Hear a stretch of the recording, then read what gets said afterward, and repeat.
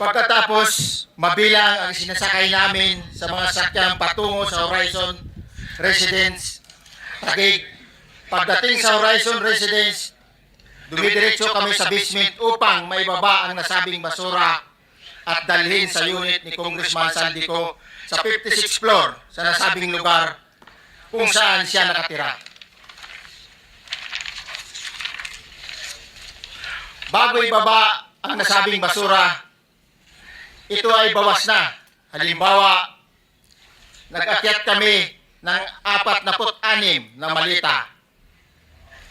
Ibababa lamang namin ay 35 malita para i-deliver sa bahay ni House Speaker Martin Romualdez sa 42 Makin Street, Taguig. Ang labing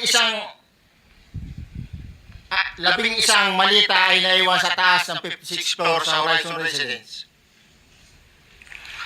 Humigit kumulang 3 beses ako mismo ang nag-deliver ng basura sa bahay ni Congressman Saldico, sa Horizon Residence at sa mga bahay ni Speaker Romualdez sa 42 Makin Street, Taguig.